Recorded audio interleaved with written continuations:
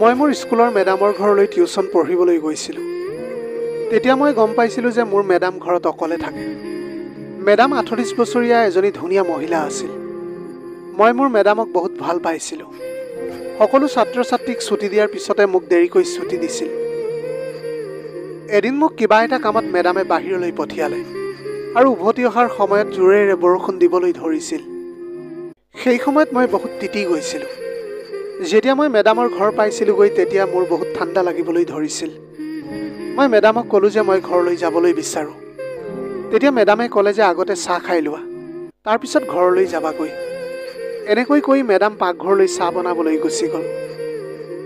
মই মনতে ভাবিবলৈ ধৰিলোঁ যে মোৰ মেডামগৰাকী বহুত ভাল, মোক ইমান তেওঁ মৰম কৰে। 10 মিনিটৰ পিছতে মেডামে চাহ লৈ আহিলে। মই চাহ খালোঁ। তাৰপিছত মই মেডামক ঘৰলৈ যোৱাৰ কথা সুধিলোঁ। তেতিয়া মেডামে ক'লে যে অলপ দেৰি বহা, বৰষুণ যেতিয়া কমিব তেতিয়া তুমি যাবাগৈ। মেডামৰ কথা শুনি মই মেডামৰ শোৱনি কোঠালৈ গুচি গ'লোঁ। মোৰ কাপোৰবিলাক যিহেতু তিতি আছিল, সেইকাৰণে মোৰ মেডামৰ বিচনাত বহিবলৈ মন যোৱা নাছিল। তেনেতে মেডামো মোৰ পিছে পিছে কোঠালৈ সোমাই আহিল আৰু মই থিয় হৈ থকা দেখি তেওঁ ক'বলৈ ধৰিলে, চিন্তা নকৰিবা, মই বিচনাখন চফা কৰি ল'ম, তুমি বহা। মই যেতিয়া বিচনাখনত বহিলোঁ তেতিয়া মেডামে মোৰ সন্মুখতে কাপোৰ সলাবলৈ ধৰিলে। মই তেতিয়া লাজতে চকুকেইটা মুদি দিলোঁ। যেতিয়া মই মোৰ চকুজুৰি মেলিলোঁ তেতিয়া মই নিথৰ হৈ পৰিছিলোঁ। দেখিছিলোঁ যে মেডামে চুটি চুটি কাপোৰবিলাক পিন্ধি আছে। তেওঁ লাহে লাহে আহি মোৰ ওচৰতে বহিলে। মই প্ৰথমবাৰৰ বাবে কোনো মহিলাক এনেকুৱা ৰূপত ওচৰৰ পৰা দেখিছিলোঁ। কিন্তু তেতিয়া মোৰ চকু কপালত উঠিল যেতিয়া মেডামে মোৰ দুয়োখন হাতত ধৰি, এতিয়াও বহুত জোৰকৈ বৰষুণ দি আছিল আৰু ইফালে আন্ধাৰ হ'বলৈ ধৰিছিল। মই একেবাৰে বৰষুণত তিতি গৈছিলোঁ। মই মোৰ ঘৰলৈ যাবলৈ খৰধৰ কৰি আছিলোঁ, কাৰণ ঘৰত মোৰ বেমাৰী মাজনী আছিল। মেডামে এতিয়া আন এগৰাকী মেডামৰ ঘৰত কেইখনমান কিতাপ মোক দিবলৈ কৈছিল। আমাৰ ঘৰ পোৱাৰ আগতে মেডামৰ ঘৰটো আছিল আৰু আমাৰ ঘৰটো কিছু দূৰত আছিল। সেইকাৰণে মই তিতি তিতি মেডামৰ ঘৰতে সোমালোঁ। মেডামক মোৰ বহুত ভাল লাগিছিল। তেওঁ মোৰ লগত বহুত মৰমেৰে কথা পাতিছিল আৰু ময়ো সহজে তেওঁক মোৰ সকলো মনৰ কথা ক'বলৈ পাৰিছিলোঁ। তেওঁ তেওঁৰ সকলো কাম মোৰ দ্বাৰাই কৰাইছিল। মই মেডামৰ ঘৰ পালোঁ। মই একেবাৰে তিতি গৈছিলোঁ। মোৰ এতিয়া ওঠটো ঠাণ্ডাতে কঁপিবলৈ ধৰিছিল। মেডামে যেতিয়া মোৰ এনেকুৱা অৱস্থা দেখিলে তেতিয়া ক'বলৈ ধৰিলে, অলপ সময়ৰ কাৰণে আহি ভিতৰতে বহা, বৰষুণ কমিলে তুমি যাবাগৈ। বতৰটো বহুত বেয়া হৈ আছে, তোমাৰ ঘৰো ওচৰত নহয়। মেডামৰ কথাত সদায়ৰ দৰে মোৰ বাবে মৰম ভৰি পৰিছিল। মই মোৰ মেডামক এতিয়া মই ক'বলৈ ধৰিছিলোঁ যে মোৰ ঘৰত মোৰ বেমাৰী মা মোলৈ ৰখি আছে। তেতিয়া মেডামে ক'লে যে নাই, তেওঁলোকে গম পায় যে তুমি টিউচনলৈ আহিছা, তেওঁলোকে একেবাৰে চিন্তা নকৰে। কিন্তু যদি তুমি ইমান বৰষুণত ঘৰলৈ যোৱা তেনেহ'লে গোটেই নিশা মোৰ চিন্তা হৈ থাকিব। সেইকাৰণে ভাল এইটোৱেই হ'ব যে তুমি কিছু দেৰি ইয়াতে ৰৈ দিয়া। মই তোমাৰ কাৰণে গৰম গৰম চাহ বনাই আনোগৈ, তুমি ইয়াতে বহা।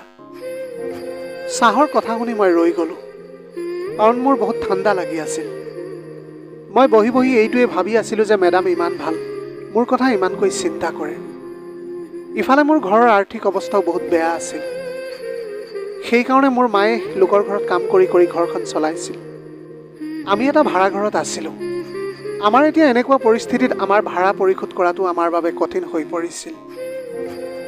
মই এখন কাপোৰৰ দোকানত কাম কৰিবলৈ লৈছিলোঁ।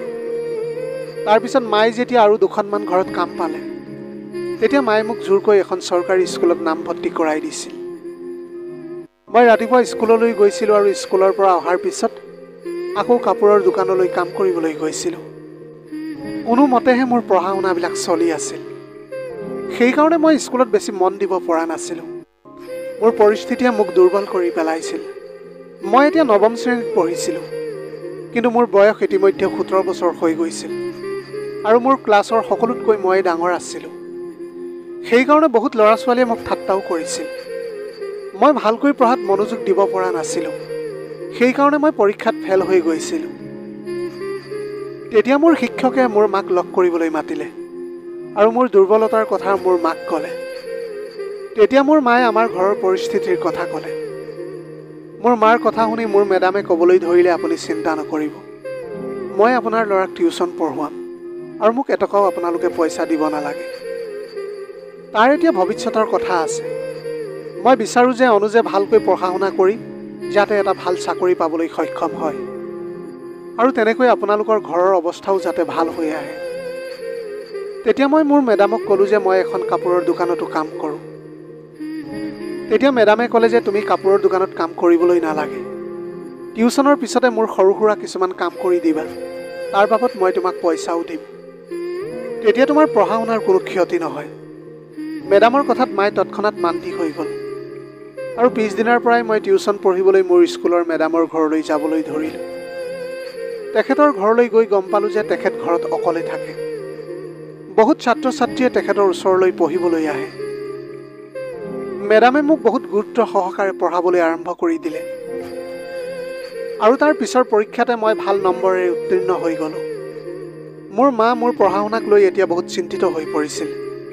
এতিয়া মই ৰাতিপুৱা স্কুললৈ ওলাই গৈছিলোঁ আৰু স্কুলৰ পৰা উভতি আহি মেডামৰ ঘৰলৈ টিউশ্যন পঢ়িবলৈ গৈছিলোঁ আৰু পঢ়া হোৱাৰ পিছত মেডামৰ কিছুমান সৰু সুৰা কাম কৰি ঘৰলৈ উভতি গৈছিলোঁ। এতিয়া সকলোতকৈ শেষত মোৰেই ছুটি হৈছিল, কাৰণ ছুটিৰ পিছত মেডামে মোক তেখেতৰ ঘৰৰ ইটো সিটো সামগ্ৰী আনিবলৈ কেতিয়াবা দোকানলৈ আৰু কেতিয়াবা বজাৰলৈ পঠিয়াই দিছিল। মই বহুত ভাগৰি পৰিছিলোঁ, কিন্তু মোৰ ঘৰৰ পৰিস্থিতিয়ে মোৰ ওপৰত সময়ৰ আগতে বহুত দায়িত্ব জাপি দিছিল। মোৰ দেউতা এজন সাধাৰণ শ্ৰমিক আছিল। যেতিয়াৰ পৰা তেওঁৰ হাৰ্টৰ অসুখ হ'ল তেতিয়াৰ পৰা আৰু তেওঁ কাম কৰিবলৈ যাব নোৱাৰা হ'ল। লগতে তেওঁৰ আৰু নানা ধৰণৰ বেমাৰ আছিল। তেওঁৰ বাবে এতিয়া দৰৱৰ খৰচো বহুত বাঢ়ি গৈছিল। মায়ে এতিয়া একেলগে 5 ঘৰ মানুহৰ ঘৰত কাম কৰিছিল। এতিয়া মোৰ মাৰ মুখমণ্ডলত সময়ৰ আগতে বয়সৰ চাপ পৰিছিল। দৰিদ্ৰতাই মানুহক বয়সৰ আগতে বৃদ্ধ কৰি তোলে। আমাৰ ঘৰৰ পৰিস্থিতিও তেনেকুৱাই আছিল। মই মেডামৰ ড্ৰয়িং ৰুমত বহি এইবিলাক কথাই ভাবি আছিলোঁ। মোৰ মেডাম এগৰাকী ধনী মহিলা আছিল। তেখেতৰ ঘৰত সকলো ধৰণৰ সুবিধা আছিল আৰু এইটো সময়তো ঠাণ্ডা বৰষুণৰ কাৰণে তেখেতৰ কোঠাত হিটাৰ চলি আছিল। মই এতিয়া ভাবি আছিলোঁ যে কিছুমান মানুহ ইমানেই ভাগ্যশালী হয় যে তেওঁলোকৰ জীৱনৰ প্ৰয়োজনীয় সকলোবিলাক তেওঁলোকে পাবলৈ সক্ষম হয় আৰু ইফালে আমাৰ দৰে মানুহে নিজৰ দৈনন্দিন প্ৰয়োজনীয় বস্তুখিনি পাবলৈও জীৱনৰ লগত যুদ্ধ কৰি যাবলগীয়া হয়। মোৰ মেডামৰ ঘৰতো বহুত দামী দামী বস্তুৰে ভৰি পৰিছিল।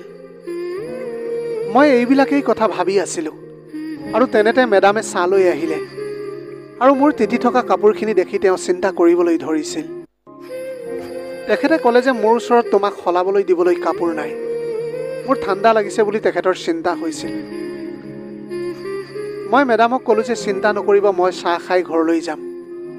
মেডামে ক'লে যে ইমান দৌৰা দৌৰি নে তোমাৰ ঘৰলৈ যাবলৈ? মেডামৰ কথাটো শুনি মই মিচিকাই হাঁহিছিলোঁ। তেখেতে প্ৰায়ে মোক তেনেকৈ ৰখাই থয়। সকলো ছাত্ৰ ছাত্ৰীৰ ছুটি হৈ যায়, কিন্তু মই তাত বহি থাকিবলগীয়া হয়। কিছু দেৰি তেখেতে মোৰ লগত কথা পাতে আৰু তাৰপিছত মোক তেখেতৰ কাম কিছুমান কৰিবলৈ কয়। তেখেতে কথা ইমান মিঠা সুৰত কয় যে মই তেখেতৰ একো কথাই মানা কৰিবলৈ নোৱাৰোঁ। গৰম গৰম চাহ মোৰ সন্মুখত তেখেতে থৈছিলহি। মই চাহকাপ খালোঁ। মোৰ ইমান ঠাণ্ডা লাগিছিল যে গৰম গৰম চাহে মোৰ শৰীৰত এক শান্তি আনি দিছিল। মেডামে নিজৰ কাৰণে চাহ বনাই অনা নাছিল। চাহ খোৱাৰ পিছতে মই তেখেতক ঘৰলৈ যাওঁ বুলি ক'লোঁ। এতিয়া তেওঁ এনেকৈ কৈ মোক অলপ দেৰি বহিবলৈ বাধ্য কৰাই দিছিল যে বৰষুণ এতিয়াও বৰ জোৰেৰে দি আছিল। সঁচাকৈ আজি ইমানেই বৰষুণ দি আছিল যে বৰষুণ এৰাৰ নামেই নাছিল। ইফালে মোৰ ঘৰৰ চিন্তাও হ'বলৈ ধৰিছিল। মেডামে মোৰ লগত বহি কথা পাতিবলৈ ধৰিলে। মোৰ তেখেতৰ লগত কথা পাতি এক অদ্ভুত ধৰণৰ লাজ অনুভৱ হ'বলৈ ধৰিছিল। হয়তো মই বহুত বেছি ভাগৰি পৰিছিলোঁ। মেডামে মোক ক'লে যে তুমি অলপ দেৰি মোৰ কোঠাত গৈ জিৰণি লোৱা। বৰষুণ কমি গ'লে মই তোমাক জগাই দিম আৰু তুমি লগে লগে ঘৰলৈ যাবাগৈ। মোৰ মা দেউতাৰ ওচৰত ফোন নাছিল যে মই ফোন কৰি তেওঁলোকক মোৰ কথাৰ বিষয়ে জনাম। আমি দুবেলা দুমুঠি কোনোমতে খাবলৈ যোগাৰ কৰিছিলোঁহে। মোৰ চকুকেইটা টোপনিতে জাপ খাই গৈছিল। ময়ো মেডামৰ কথা শুনি মেডামৰ শোৱনি কোঠালৈ গুচি গ'লোঁ। কিন্তু মোৰ কাপোৰখিনি তিতি থকাৰ কাৰণে মই তেখেতৰ বিচনাত শুবলৈ বেয়া পাইছিলোঁ। মেডামেও মোৰ পিছে পিছে কোঠালৈ সোমাই আহিল। মই তেনেকুৱা কৰিবলৈ বেয়া পোৱা দেখি মেডামে ক'লে যে, বিচনাখন বেয়া হ'ব বুলি তুমি চিন্তা নকৰিবা, তুমি অলপ জিৰণি লোৱা, মই পিছত বিছনাখন চাফা কৰি ল'ম। মোৰ কাৰণে এখন্তেকো থিয় হৈ থকাটো এতিয়া অসম্ভৱ হৈ পৰিছিল। মই এতিয়া লগে লগে মেডামৰ বিছনাখনত বাগৰি দিলোঁ আৰু চকুমুদি দিয়াৰ লগে লগে গভীৰ টোপনিত গুচি গ'লোঁ। যেতিয়া মই সাৰ পালোঁ তেতিয়া মই গমেই পোৱা নাছিলোঁ যে কিমান সময় পাৰ হৈ গৈছিল। যেতিয়াই মই মোৰ ঘৰলৈ যাবলৈ উঠিছিলোঁ তেতিয়াই মই অনুভৱ কৰিবলৈ পাৰিছিলোঁ যে মোৰ লগত কিবা এটা নিশ্চয় হৈছে। মই তেতিয়া জোৰে জোৰে হুলস্থুল কৰিবলৈ ধৰিছিলোঁ। মোৰ মাত শুনি কোঠালৈ মেডাম সোমাই আহিছিল আৰু মৰমেৰে ক'বলৈ ধৰিলে, অনুজ কি হ'ল?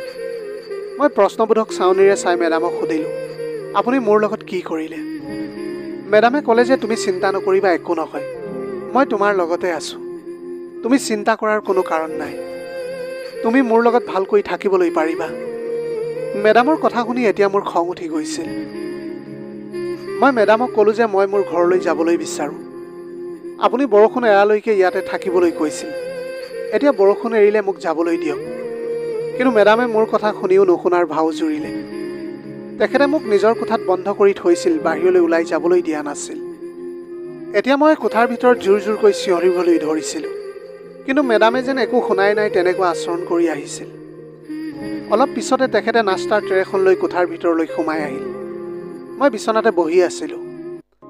তেখেতে মোৰ ওচৰত আহি বহিলে আৰু নিজৰ হাতেৰে মোক নাস্তা খুৱাবলৈ বিচাৰিছিল, কিন্তু মই মোৰ মুখখন বন্ধ কৰি ৰাখিলোঁ।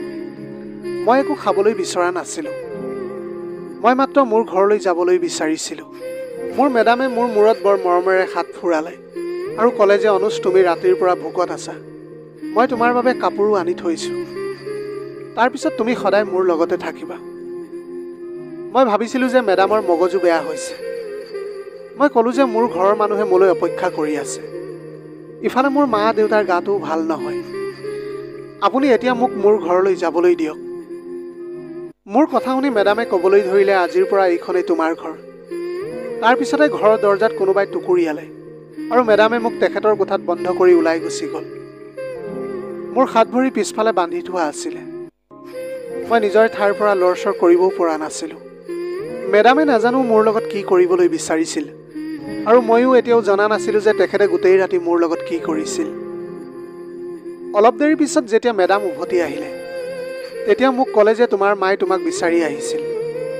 মই তেওঁক কৈ দিলোঁ যে তুমি ৰাতিয়ে ইয়াৰ পৰা গুচি গৈছা। মোৰ কথা শুনাৰ পিছত তেওঁ উভতি গুচি গ'ল।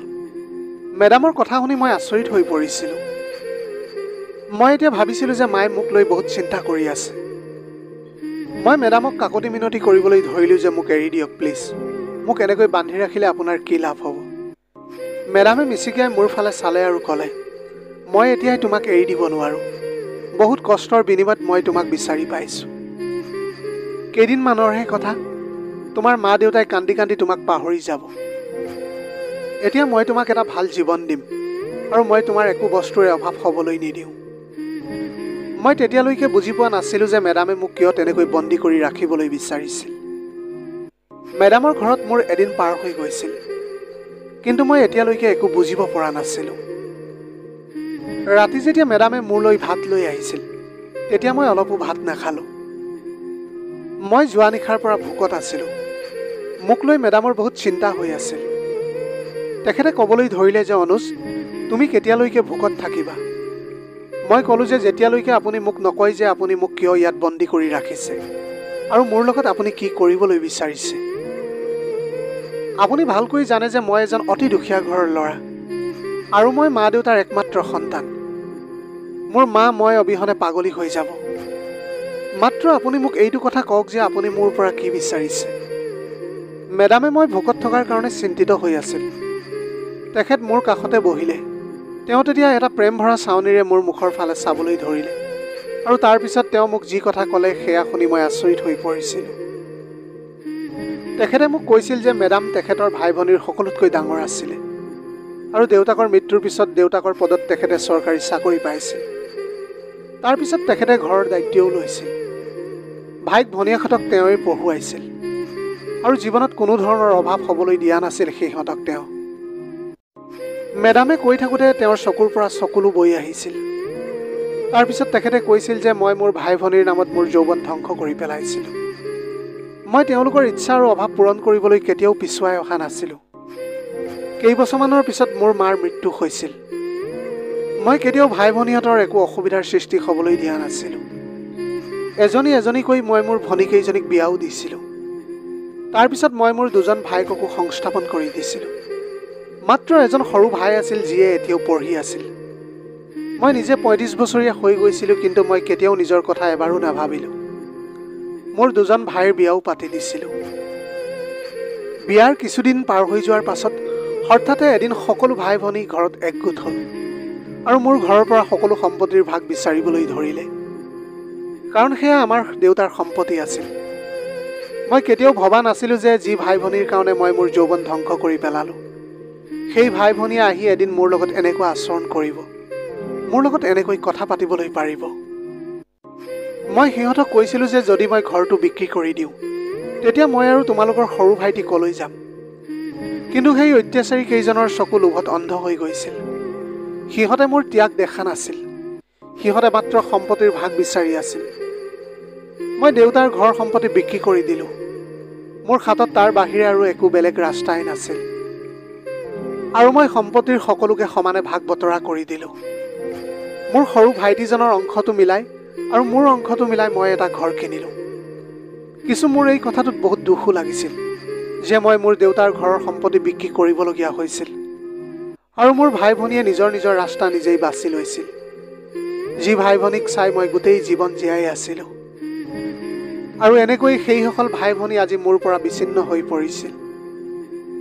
মই মোৰ সৰু ভাইটিৰ লগত মিলি এটা নতুন জীৱন আৰম্ভ কৰিছিলোঁ, কিন্তু ভাগ্যত চাগে আন কিবা এটাহে লিখা আছিল। মোৰ সৰু ভাইটিৰ কেঞ্চাৰ হ'ল। মই তাৰ চিকিৎসাৰ নামত মোৰ সকলো জমা টকা শেষ কৰি পেলাইছিলোঁ, কিন্তু তাৰ স্বাস্থ্য দিনে দিনে বেয়া হৈ যাবলৈ ধৰিছিল। মই মোৰ ভাই ভনীসকলক সহায়ৰ কাৰণে ক'লোঁ, কিন্তু কোনেও এইটো সময়ত মোক সহায় কৰিবলৈ আগবাঢ়ি নাহিল। তাৰপিছত সেইটো দিন আহিল মোৰ ভাইটিয়ে এই পৃথিৱীখন এৰি গুচি গ'ল। তাৰ সেই মৃত্যু অকল তাৰেই হোৱা নাছিল, লগতে মোৰো মৃত্যু ঘটিছিল, কাৰণ মোৰ ওচৰত জীয়াই থাকিবলৈ একো বাকীয়েই নাথাকিল। ময়ো এতিয়া জীৱনত মৰি থাকিবলৈ বিচাৰিছিলোঁ, কিন্তু চাগে মোৰ সেইটো সময় অহা নাছিল। মই এতিয়া অকলেই জীয়াই থাকিবলৈ আৰম্ভ কৰি দিলোঁ, আৰু মই মোৰ স্কুলৰ চাকৰিটো কৰি থাকিবলৈ ধৰিলোঁ। মোৰ জীৱন বুলিবলৈ দুখৰ বাহিৰে আৰু একোৱেই নাছিল। মোৰ বয়স ৩৮ বছৰ হৈ গৈছিল। এতিয়ালৈকে মোৰ গোটেই জীৱন মই মোৰ ভাই ভনীৰ নামতে পাৰ কৰিছিলোঁ, কিন্তু এতিয়া মোৰ ওচৰত কোনো নাছিল যিয়ে মোৰ নিসংগতা দূৰ কৰিব। মোৰ ভাইটিৰ মৃত্যুৰ আঘাত মোৰ বাবে সহ্য কৰাটো অতি কষ্টকৰ হৈ পৰিছিল। মোৰ মনৰ ভিতৰত সদায় এখন যুদ্ধ চলি আহিছিল। সেই সময়তে তুমি স্কুললৈ আহিছিলা, আৰু তোমাক দেখি মোৰ এনেকুৱা অনুভৱ হৈছিল যে মোৰ সৰু ভাইটি জীৱিত হৈ আকৌ ঘূৰি আহিছে। মেডাম মোৰ ওচৰৰ পৰা উঠি গ'ল আৰু আলমাৰীৰ পৰা এটা এলবাম উলিয়াই লৈ আহিলে আৰু নিজৰ সৰু ভায়েকৰ ফটো মোক দেখুৱাবলৈ ধৰিলে। তেতিয়া মই সঁচাকৈ আচৰিত হৈ পৰিছিলোঁ, কাৰণ তেওঁ হুবহু মোৰ দৰেই আছিল।